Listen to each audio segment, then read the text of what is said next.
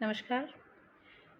आज हम पढ़ेंगे आंग्ल मराठा जो संबंध है, जिसमें पार्ट 1 में हमने आंग्ल मराठा का जो प्रथम संघर्ष था उसके बारे में पढ़ा। और अब इस पार्ट में हम आंग्ल मराठा का द्वितीय और तृतीय युद्ध के बारे में पढ़ेंगे और मराठों के पतन के कारण पढ़ेंगे। जो दूसरा आंग्ल मराठा युद्ध था वो वेलिजली के समय हुआ। वेलिजली ने देशी राज्यों के प्रति उग्र नीति अपनाई थी और तत्कालीन परिस्थितियों को ध्यान में रखते हुए उसने सहायक संधि की नीति अपनाई। इस समय जो मराठा मंडल की प्रमुख शक्तियां थी वेलिजली के समय में, वो 5 प्रमुख शक्तियां थी जिनका नेता पेशवा था। उसमें थे पूना का पेशवा और बड़ौदा के गायकवाड़, ग्वालियर के सिंधिया और इंदौर के होलकर और नागपुर के भोंसले। ये 5 मराठा मंडल की प्रमुख शक्तियां थी जिनके नेता पेशवा थे। 18वीं शताब्दी के अंत तक नाना फडणवीस और जो अन्य प्रमुख प्रभावशाली और योग्य मराठा सरदार थे उनकी मृत्यु हो चुकी थी और जो विभिन्न मराठा सरदार थे उनमें राजगद्दी को पाने के लिए संघर्ष होना शुरू हो गया था। तो संपूर्ण मराठा मंडल जो था वो छोटे छोटे राज्यों में विभक्त हो चुका था और जो पेशवा था वो नाम मात्र का मराठा संघ का एक नेता था। ऐसी परिस्थिति में द्वितीय आंग्ल मराठा युद्ध शुरू हुआ जिसने मराठों की शक्ति को तोड़ दिया। द्वितीय आंग्ल मराठा युद्ध की शुरुआत कैसे हुई? प्रारंभ में मराठा सरदारों ने वेलिजली की सहायक संधि के प्रस्ताव को ठुकरा दिया था, परंतु बाद में परिस्थिति से बाध्य होकर उन्हें अंग्रेजों से समझौता करना पड़ा। जो नाना फडणवीस थे उनकी मृत्यु के बाद जो विभिन्न मराठा सरदार थे जो कि राजगद्दी को पाने के लिए संघर्ष कर रहे थे, उनमें संघर्ष छिड़ गया और अक्टूबर 1802 में होलकर ने पेशवा और सिंधिया की सम्मिलित सेना को पराजित कर दिया। तो जो पेशवा बाजीराव सेकंड था वो भागकर बेसिन आ गया अंग्रेजों की शरण में। तो अंग्रेज तो ऐसे ही मौके की तलाश में थे, तो उन्होंने उसे तत्काल शरण दे दी और उससे 31 दिसंबर 1802 में बेसिन की संधि करी। इस संधि के अनुसार कुछ समझौते हुए। एक तो पेशवा ने सहायक संधि को स्वीकार कर लिया और सूरत जो था वो अंग्रेजों को दे दिया। दूसरा, कंपनी ने पेशवा की सुरक्षा का जो भार था वो अपने ऊपर लेकर उसे पूना में पुनः सिंहासन पर बैठाया। और तीसरा था कि दोनों पक्षों ने एक दूसरे की सहायता का आश्वासन दिया।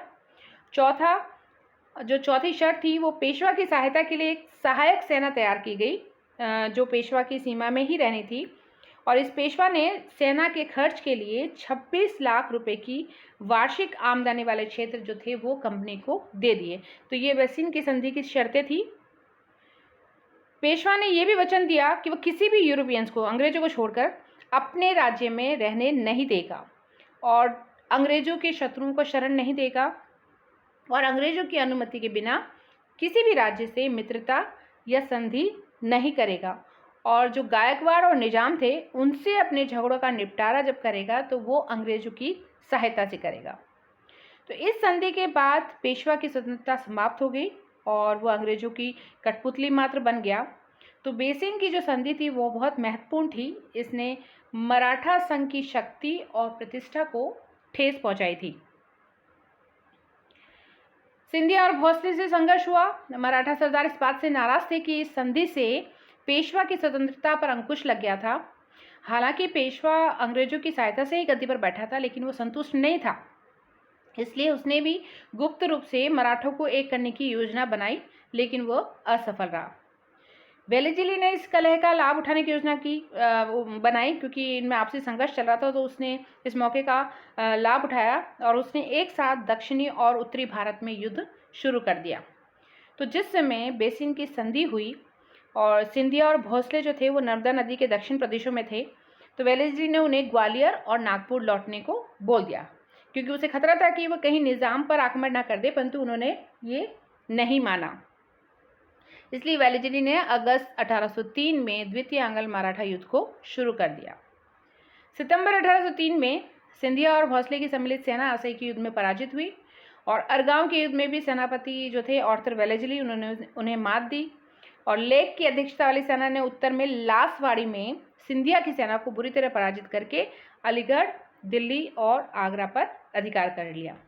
तो ये जितनी भी हार हुई उनसे नाराज होकर जो भोसले और सिंधिया थे उनके साथ क्रमशः अंग्रेजों ने देवगांव यानी भोसले के साथ देवगांव 17 दिसंबर 1803 ईस्वी में, और सिंधिया के साथ सुरजी अर्जुन गांव की संधियां करी, जो कि 30 दिसंबर 1803 में की गई। ये इनकी संधियां कंपनी के साथ की गई। जो देवगांव की संधि थी उसके तहत ये जो संधि थी वो रघुजी भोसले और अंग्रेजों के बीच हुई थी, जिसकी शर्तें थी कि बरार के भोसले जो थे राजा थे, उन्होंने अंग्रेजों को कटक प्रांत दे दिया, जिससे बालासोर के अलावा जो वर्धा नदी के पश्चिम का समस्त भाग था वो अंग्रेजों के नियंत्रण में आ गया। भोसले राजा को अपनी राजधानी नागपुर में एक ब्रिटिश रेजिडेंट रखना स्वीकार करना पड़ा। उसने निज़ाम और पेशवा के साथ अपने मतभेदों को सुलझाने के लिए अंग्रेजों की मध्यस्थता स्वीकार की। इस संधि ने रघुजी भोसले को अंग्रेजों का आश्रित बना दिया, और मराठों ने बिना अंग्रेजों की अनुमति के किसी भी यूरोपियन या अमेरिकन को अपने यहाँ नौकरी नहीं देना स्वीकार किया। तो ये देवगढ़ की या देवगांव की संधि थी। और जो सुरजी अर्जुन गांव की संधि थी, ये संधि दौलत राव सिंधिया और अंग्रेजों के बीच हुई, जिसकी शर्तें थी कि सिंधिया ने अपने दरबार में ब्रिटिश रेजिडेंट रखना स्वीकार किया, बेसिन की संधि को स्वीकार कर लिया, और सिंधिया ने गंगा और यमुना के बीच का जो समस्त दोआब क्षेत्र था, उसमें दिल्ली और आगरा भी था, वो अंग्रेजों को सौंप दिया। और अंग्रेजों की अनुमति के बिना किसी भी यूरोपियंस को अपनी सेवा में नहीं रखना, ये इस सब जो सुरजी अर्जुन गांव की संधि जो थी उसकी शर्तें थी। इन संधियों के परिणाम स्वरूप गंगा यमुना का जो मध्यवर्ती क्षेत्र था, उड़ीसा का समुद्री इलाका और पेशवा जो था वो अंग्रेजों के पूर्ण नियंत्रण में आ गया। महाराष्ट्र से फ्रांसीसियों का प्रभाव भी समाप्त हो गया। भोसले की राजधानी नागपुर में एल्फिंस्टन और सिंधिया की राजधानी में मेजर माल्कन को एक रेजिडेंट के रूप में नियुक्त किया गया। फिर होलकर के साथ भी संघर्ष हुआ वेलेजली का। वेलेजली ने होलकर के सामने एक सहायक संधि का प्रस्ताव रखा, लेकिन उसने अस्वीकार कर दिया। तो होलकर ने जाटों की मदद से अंग्रेजों के साथ युद्ध किया। कई बार हार भी हुई उसे, लेकिन उसने फिर हार नहीं मानी। जब इंदौर पर अंग्रेजों का अधिकार हो गया तो होलकर को भागकर अपने मित्र भरतपुर राजा के पास जाना पड़ा, और फिर वो वहीं से युद्ध लड़ता रहा। वेलेजली ने कई बार भरतपुर के दुर्ग को जीतने का असफल प्रयास भी किया। इसी समय लॉर्ड वेलेजली की जो अग्रगामी नीति थी उससे असंतुष्ट होकर और कंपनी के बढ़ते खर्च से घबराकर जो कंपनी के संचालक थे उन्होंने उसे वापस बुला लिया, और जॉर्ज बालो था उसको अस्थायी गवर्नर जनरल के रूप में भेजा। जॉर्ज बालो ने जनवरी 1806 में होलकर के साथ राजघाट की संधि करी, और इसके बाद द्वितीय आंग्ल मराठा युद्ध को समाप्त कर दिया गया। इस संधि के तहत होलकर के राज्य का एक बड़ा भाग जो था वो अंग्रेजों ने उसे लौटा दिया। द्वितीय मराठा युद्ध ने यद्यपि मराठा जो शक्ति थी उसको नाकाम कर दिया था, लेकिन वो पूरी तरीके से अभी पराजित नहीं हुए थे। तो कंपनी को शीघ्र ही उनके साथ एक तीसरा युद्ध भी लड़ना पड़ा, जिसमें वे अंतिम रूप से पराजित हुए। जो तृतीय आंग्ल मराठा युद्ध था वो कैसे शुरू हुआ? जब द्वितीय आंग्ल मराठा युद्ध के बाद से मराठों की शक्ति जब कमज़ोर पड़ने पर लगी और अंग्रेज भी मराठों को पूरी तरह से परास्त करने के लिए बहाने ढूंढ रहे थे, इसलिए पेशवा ने अंग्रेजों के विरुद्ध मराठों को फिर से संगठित करने का प्रयास किया, लेकिन मराठे संगठित नहीं हो सके। झगड़े की शुरुआत हुई पेशवा और गायकवाड़ के बीच। 1814 में जो गायकवाड़ थे उन्होंने गुजरात के भूमि विवाद के निपटारे के लिए अपने एक दूत गंगाधर शास्त्री को पूना भेजा, जो लेकिन पेशवा के जो प्रधानमंत्री थे त्र्यंबक जी, उन्होंने इस दूत की हत्या करवा दी। तो नाराज होकर अंग्रेज रेजिडेंट थे एल्फिंस्टन, उन्होंने पेशवा से त्र्यंबक जी को सौंपने के लिए कहा, लेकिन पेशवा ने नहीं माना। तब अंग्रेजों को बहाना मिल गया और आंग्ल मराठा तृतीय युद्ध की घोषणा हो गई।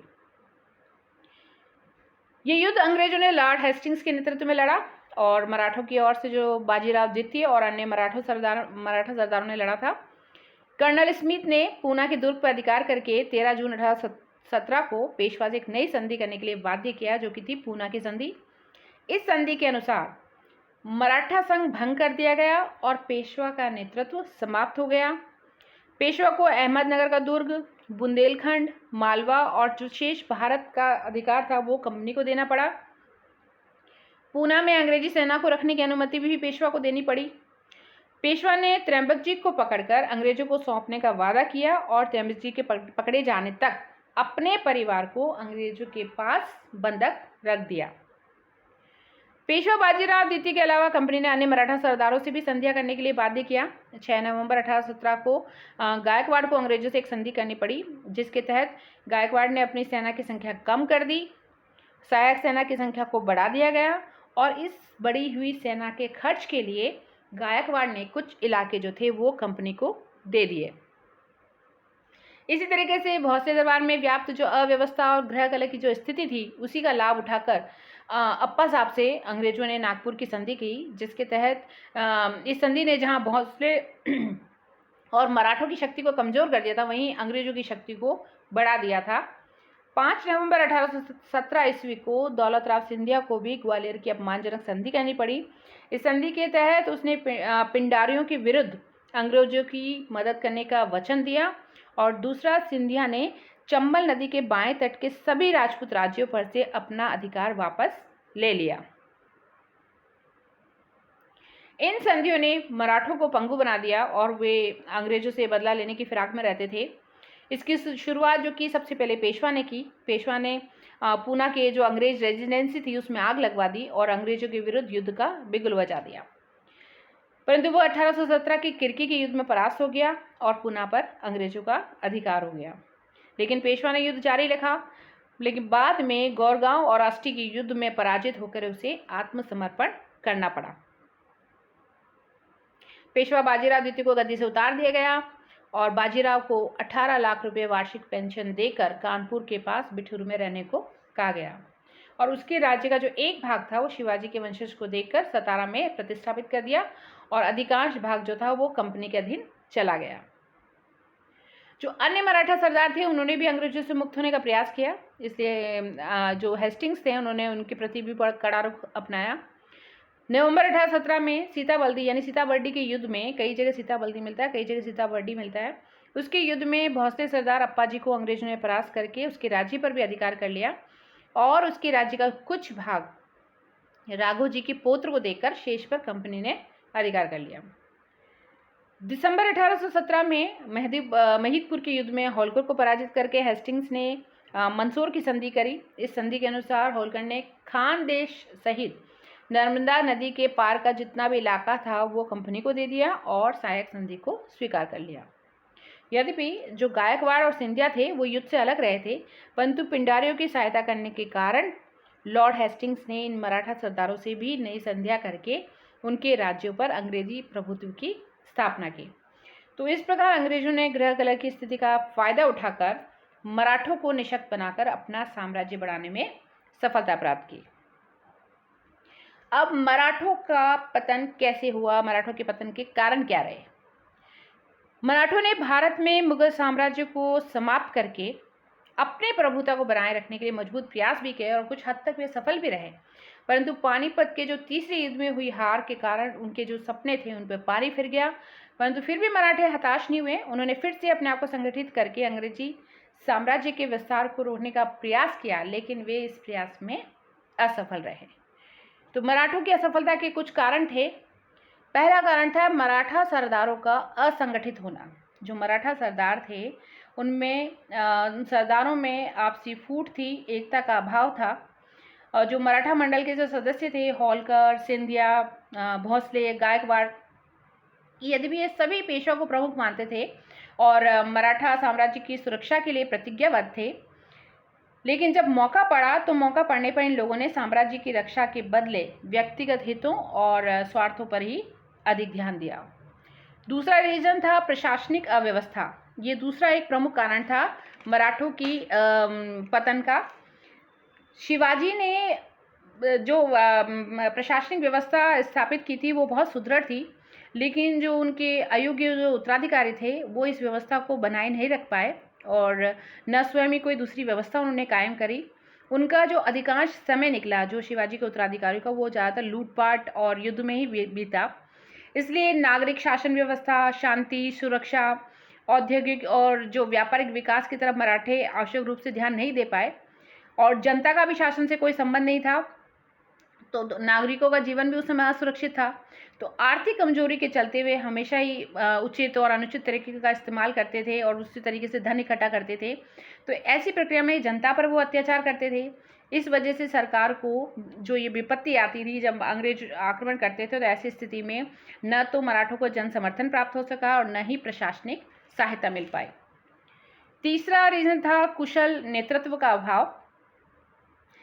प्रारंभ में मराठों के बीच अनेक साहसी और जो प्रतिभा संपन्न नेता हुए, जिन्होंने मराठा शक्ति के उत्थान में बहुत अभूतपूर्व योगदान दिया। उन लोगों ने मराठों में राष्ट्रीयता की भावना जगाई, उन्हें संगठित किया। लेकिन पानीपत के थर्ड युद्ध के बाद मराठों में योग्य नेतृत्व का अभाव आ गया। नाना फडणवीस जो थे, उन्होंने मराठों की एकता बनाए रखने का प्रयास किया, लेकिन जैसी उनकी मृत्यु हुई तो मृत्यु के बाद न तो पेशवा और न ही मराठा सरदार मराठों की एकता को बनाए रख पाए। और जो आपसी स्वार्थ और टकराहट और प्रतिद्वंद्विता थी, उसने उन्हें अपने दुश्मनों से मदद लेने के लिए बाध्य किया और ऐसी स्थिति में वे संगठित होकर अंग्रेजों का मुकाबला नहीं कर पाए और अंग्रेजों ने इसी फूट का लाभ उठाया। चौथा रीजन था मराठा सरदारों की आपसी प्रतिस्पर्धा। जो मराठा सरदार थे वो आपसी प्रतिस्पर्धा ही उनके पतन का कारण बनी, क्योंकि ये सामंती भावना और उद्देश्यों से प्रेरित होकर वो हमेशा एक दूसरे को नीचा दिखाने में लगे रहते थे और वो पेशवा की शक्ति को केवल नाम मात्र का मानते थे। तो ऐसी स्थिति में केंद्रीय शक्ति कमजोर हो गई और जो विकेंद्रीकरण की जो प्रवृत्ति थी वो प्रबल हो गई। तो प्रत्येक मराठा सरदार जो था वो अपने हितों की रक्षा में लगा रहता था और इसके अलावा मराठों में राष्ट्रीयता की भावना खत्म हो चुकी थी, नष्ट हो चुकी थी। जो आंग्ल मराठा युद्ध में भी सभी सरदारों ने एकजुट होकर अंग्रेजों का प्रतिरोध नहीं किया और ऐसी स्थिति उनके लिए घातक सिद्ध हुई और शीघ्र ही उनकी जो शक्ति थी वो नष्ट हो गई। पांचवा रीजन था उच्च आदर्शों का परित्याग। शिवाजी ने तो चारित्रिक बल और साहस, संयम, कर्मठता, इन सब के आधार पर ही महाराष्ट्र के लोगों को एक राष्ट्र और मराठा जाति के रूप में संगठित किया था, क्योंकि उनके आदर्श भी बहुत उच्च थे और उनका पालन भी वो ईमानदारी से करते थे। लेकिन दुर्भाग्यवश ऐसा हुआ कि जो बाद के मराठा सरदार थे, उन्होंने इन आदर्शों को छोड़कर भोग विलास, षड्यंत्र और ये स्वार्थ में डूब गए। तो इसका बुरा जो प्रभाव था वो जनसाधारण पर पड़ा। जो प्रशासनिक व्यवस्था थी वो भी ढीली पड़ गई, जिससे जनता को अत्याचारों और मुसीबतों का सामना करना पड़ा और फिर इस वजह से जो जनता थी वो उदासीन हो गई, निष्क्रिय हो गई और कोई भी राष्ट्र जो था वो जन समर्थन के अभाव में नहीं टिक सकता है और यही बात जो थी वो मराठों के साथ भी हुई। छठा रीजन था देशी शक्तियों के सहयोग का अभाव। मराठाओं की जो नीति थी उसके चलते उन्हें तत्कालीन जो देशी शक्तियां थी उनका मुसीबतों के समय सहयोग नहीं मिल पाया। मराठों ने मैसूर के शासक जो थे हैदर अली और टीपू सुल्तान और हैदराबाद के निज़ाम को आवश्यकता पड़ने पर मदद नहीं करके भूल की। अगर मराठों ने उन्हें सहायता दी होती तो संभवतः आंग्ल मराठा युद्ध के समय मैसूर के शासकों और निज़ामों ने मराठों का साथ दिया होता। तो जो मराठों की जो अदूरदर्शिता और जो नासमझी थी, उन्होंने देशी शक्तियों के सहयोग से उन्हें वंचित कर दिया। फ्रांसीसियों की मदद भी मराठे प्राप्त करने में असफल रहे। तो ऐसी स्थिति में मराठों का अंग्रेजों के समक्ष टिकना असंभव ही था। सातवां रीजन था दुर्बल सैन्य शक्ति। ये मराठों के पतन के लिए उनकी दोषपूर्ण जो सैन्य व्यवस्था थी वो उत्तरदायी थी। मराठों ने छापामार रणनीति को छोड़कर यूरोपियन पद्धति अपना ली थी, परंतु लेकिन वो उसमें दक्ष नहीं थे। उनके अस्त्र शस्त्र युद्ध नीति अंग्रेजों के मुकाबले कमज़ोर थी। यद्यपि उन्होंने फ्रांसीसियों ने उनकी सेना को आधुनिक स्वरूप देने का प्रयास किया था, लेकिन उसमें भी अभी पूर्णता नहीं आ पाई थी। मराठों ने समुद्री बेड़े का विकास में भी तत्परता नहीं दिखाई थी। इस वजह से वह युद्ध में अंग्रेजों के सामने नहीं टिक पाए। आठवां रीजन था गुप्तचर व्यवस्था का अभाव। सैनिक दुर्बलता तो थी, इसके साथ साथ मराठों की जो गुप्तचर व्यवस्था थी वो भी कमज़ोर थी। उन्हें अंग्रेजों की सैनिक कार्रवाइयों का पता नहीं लग पाता था और इसके विपरीत जो अंग्रेज थे वो मराठों की हर सैनिक गतिविधियों, यहाँ तक कि उनकी सेना की संख्या, उनके अस्त्र शस्त्र के विषय में भी पूरी जानकारी रखकर उसके अनुरूप ही योजनाएं बनाते थे। इसी वजह से जो मराठों की हार निश्चित हो गई। 9वां रीजन था दुर्बल अर्थव्यवस्था। मराठा राज्यों की दुर्बलता का एक प्रमुख कारण यह था कि मराठों ने अपनी अर्थव्यवस्था को सुदृढ़ करने का कोई उपाय नहीं किया, कभी नहीं किया। उन्होंने कृषि, उद्योग या व्यापार के विकास की तरफ पूरी तरीके से ध्यान नहीं दिया। फलस्वरूप क्या हुआ कि राज्य के सामने हमेशा आर्थिक कठिनाइयाँ बनी रही। उन्हें सदैव लूटपाट और ज़बरदस्ती जो वसूले गए करों पर ही आश्रय देना पड़ता था। तो परिणाम स्वरूप एक तरफ तो वे लोगों की सहानुभूति और सद्भावना को खो बैठे थे, तो दूसरी तरफ धन की कमी से सेना और प्रशासन की समुचित व्यवस्था भी वह नहीं कर पाए थे। तो ये रीज़न थे मराठों की असफलता के कारण, मराठों के पतन के कारण। तो आज के लिए इतना ही। Thank you.